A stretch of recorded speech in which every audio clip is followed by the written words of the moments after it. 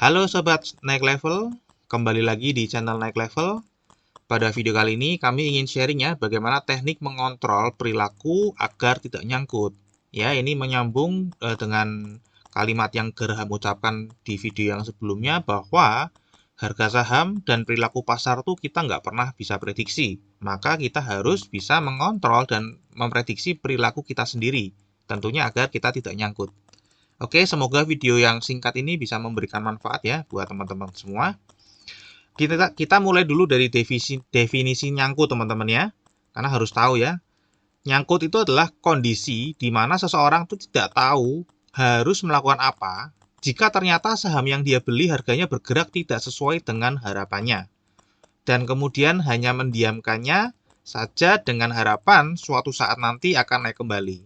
Ya, atau kondisi di mana seseorang tidak mendapatkan kesempatan untuk menjual sahamnya. Nah, ini kalau yang ini memang ini kondisi faktor eksternal teman-teman. Contohnya sahamnya turun ke gocap, jadi nggak bisa jual karena nggak ada yang mau beli gitu ya.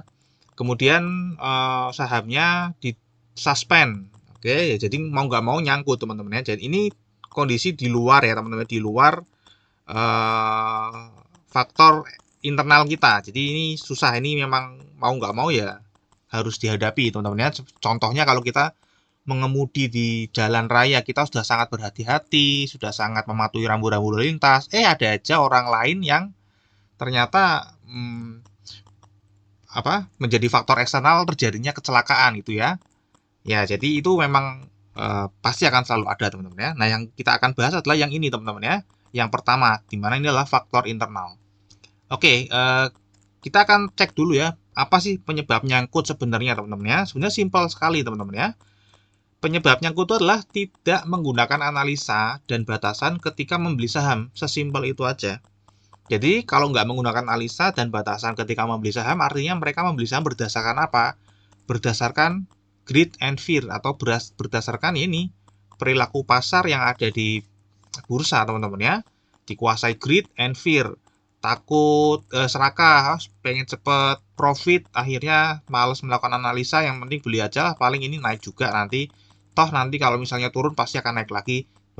Pemikiran seperti itulah yang menjadi dasar dalam mengambil keputusan mengambil saham. Dan pastilah yang kayak gini ini pasti akan nyangkut. Mungkin 1 kali 2 kali beruntung teman-teman ya, tapi pada akhirnya dia akan nyangkut juga. Oke, atau berdasarkan rasa takut itu ya teman-teman ya.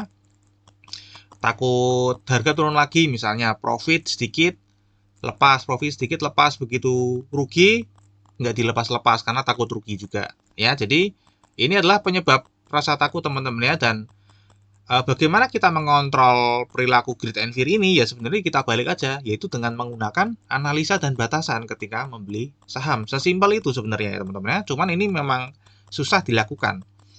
Oke, sekarang kita apa yang harus kita lakukan kalau sudah ngerti ya nyangkut itu apa, terus penyebab nyangkut apa. Sebenarnya yang harus dilakukan sangat simpel teman-teman. Yang pertama yaitu gunakan analisa untuk memilih sebuah saham.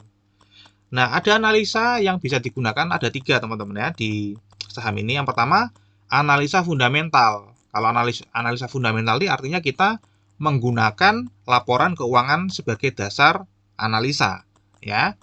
Kalau misalnya saya nggak bisa baca laporan keuangan, saya pusing, ya belajar.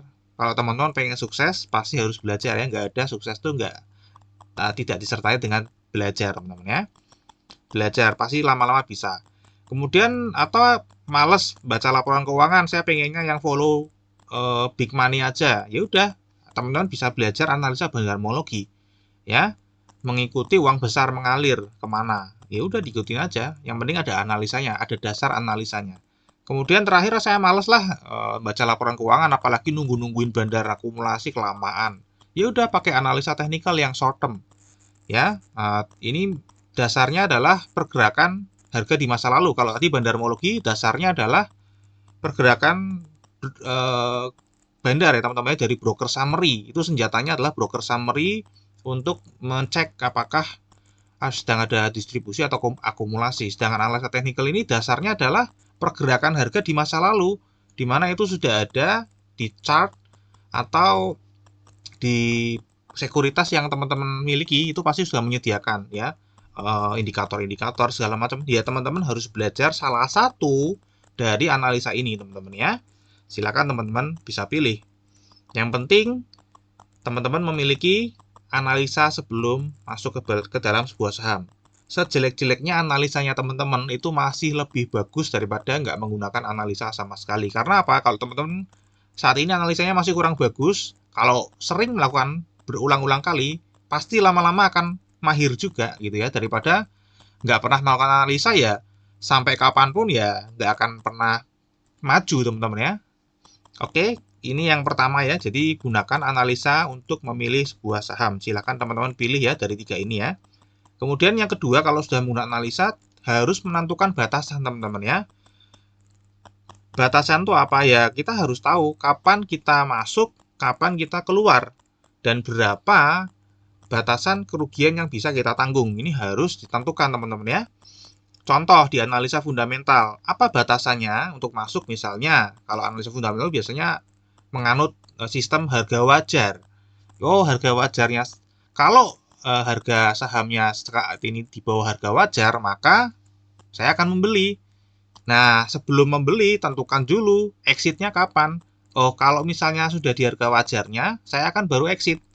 Ya, dan ingat ya, analisa fundamental ini harga wajar selalu berubah-ubah setiap kuartal, setiap keluar laporan keuangan. Jadi, ketika ternyata laporan keuangannya berubah dan tiba-tiba yang di kuartal lalu harganya itu di bawah harga wajar, kemudian ketika laporan keuangan kuartal 2 keluar, berubah menjadi di atas harga wajar ya teman-teman harus cut posisi, entah itu profit atau loss harus cut posisi. Jadi disiplin teman-teman ya, sudah menentukan batasannya. Kalau analisa bandarmologi batasannya apa? Batasannya ya kalau akumulasi, kalau mau masuk ya berarti tunggu bandar akumulasi dulu. Kalau mau keluar ya tunggu bandar distribusi. Selesai, sesimpel itu teman-teman ya. Jadi nggak peduli itu posisinya profit atau loss, ketika sudah mencapai batasannya ya teman-teman harus eksekusi. Ya, kemudian yang terakhir analisa teknikal, batasannya apa? Ada 2 teman-teman ya, bisa batasannya dari batasan harga. Ya, misalnya, saya mau masuk di harga sekian, nanti stop loss di harga sekian berdasarkan resisten dan support, nanti take profit di harga sekian. Atau kalau misalnya batasannya menggunakan waktu, menggunakan analisa seasonality. Saya beli pokoknya pasti di awal bulan saham yang probabilitasnya potensinya naiknya cukup besar. Akhir bulan mau profit, mau loss harus saya cut. Itu adalah batasan-batasan yang harus ditentukan dari awal.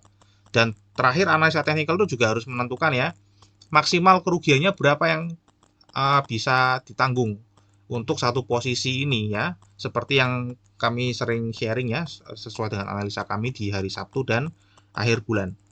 Ya, jadi yang kedua, teman-teman harus menentukan batasan, teman-teman ya. Sehingga nggak ada tuh yang namanya nyangkut. Tadi kan nyangkut itu kan definisinya adalah orang yang nggak tahu apa yang harus dilakukan ketika harga sahamnya bergerak tidak sesuai harapan. Nah, kalau sudah menentukan batasan, berarti sudah tahu dong apa yang harus dilakukan. Ya, tinggal eksekusi. Yang ketiga, input orderan sesuai dengan analisa dan disiplin dalam batasan yang sudah ditentukan. Dan ini yang ketiga teman-teman ya. Kalau sudah menganalisa, sudah ketemu nih, sudah menentukan batasan, ya teman-teman harus disiplin dalam batasan yang sudah ditentukan. Makanya kami sering bilang ya, banyak kan orang tuh masuk gara-gara analisa teknikal nih misalnya, kemudian tiba-tiba karena harganya nggak sesuai pergerakannya, batasannya hampir tercapai, misalnya salah, tiba-tiba berubah ke fundamental. Tiba-tiba mencari-cari fundamental perusahaannya dan berharap dari fundamental ini bisa recovery. Yaitu sama aja dipengaruhi dengan greed and fear ya, itu serakah, nggak mau cut loss, tidak mau mengakui kesalahan. Bahkan seorang Warren Buffett dan Pak Loh Keng Hung aja itu pernah melakukan kesalahan. Ya, sudah ada contoh investor yang sangat sukses saja itu pernah melakukan kesalahan. Masa sih kita yang masih pemula ini nggak mau mengakui kalau kita tuh bisa salah gitu ya. Ya, jadi ini yang paling penting teman-teman ya. Satu, gunakan analisa. Kedua, tentukan batasan. Dan ketiga, ya kalau sudah menganalisa dan menentukan batasan, disiplin dalam melakukannya. Nah, ini ada tips ya teman-teman supaya kita disiplin ya. kita bisa menggunakan fitur auto order di sekuritas teman-teman ya, sehingga kita itu disiplin, artinya tidak terganggu psikologisnya. Kalau misalnya sudah memberikan batasan take profit dan stop loss, ya kita input take profit dan stop loss, sehingga mau nggak mau, suka nggak suka, ketika salah satu tersentuh ya pasti akan kena teman-teman ya. Kalau kita sendiri secara manual, saya yakin pasti psikologisnya akan berbeda, pasti nggak akan disiplin teman-teman ya. Itu tips dari kami teman-teman ya. Oke. Ya, semoga video yang singkat ini bisa memberikan manfaat ya buat teman-teman. Terima kasih sudah menonton sampai habis dan dukung channel ini dengan subscribe, like, dan share. Sampai jumpa pada video kami yang berikutnya.